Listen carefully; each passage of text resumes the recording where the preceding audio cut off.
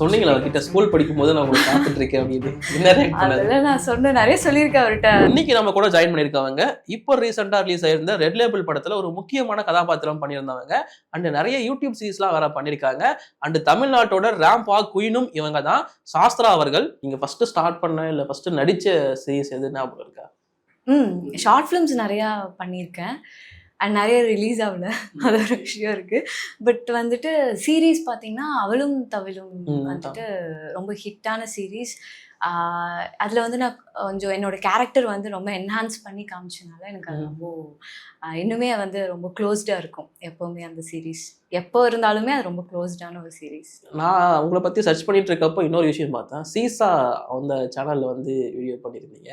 So அவங்க கூட பண்ணது எப்படி இருக்கு? ஏன்னா அவங்களாம் வந்து ஆல்ரெடி மூவியில் நடித்த எக்ஸ்பீரியன்ஸ் கொண்ட ஆட்கள். ஸோ எப்படி இருந்துச்சு அவங்க கூட பண்ணும்போது?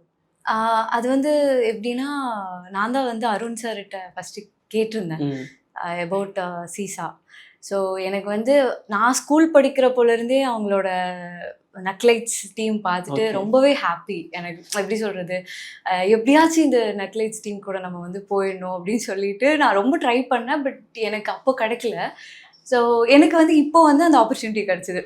அப்போலேருந்து யோசிச்சு வந்து எனக்கு இப்போ அந்த சொன்னீங்களா அவர்கிட்ட ஸ்கூல் படிக்கும்போது நான் உங்களுக்கு பார்த்துட்டு இருக்கேன் அப்படின்னு என்ன react பண்ணாரு? அதெல்லாம் நான் சொன்ன நிறைய சொல்லியிருக்கேன் அவர்கிட்ட. அந்த ஃப்ரீ டைம் கிடைக்கிறப்போ அருண் சார்கிட்ட பேசுகிறப்போ நான் நிறைய ஷேர் பண்ணியிருக்கேன். அண்ட் அந்த டீம் கூட பண்ணுறப்போ எப்படின்னா, நம்ம வந்து ரொம்ப ஜாலியாக இருக்கும். அது நம்ம வந்து ஒரு இது வீடியோ பண்ணுறோம் நடிக்கிறோம் அப்படின்னு இல்லாமல் எடுக்கிறதே ரொம்ப ஜாலியாக இருக்கும். நம்மளே சிரிச்சுப்போம் எடுக்கிறோமே. அதனால ரொம்ப பிடிக்கும் எனக்கு அது.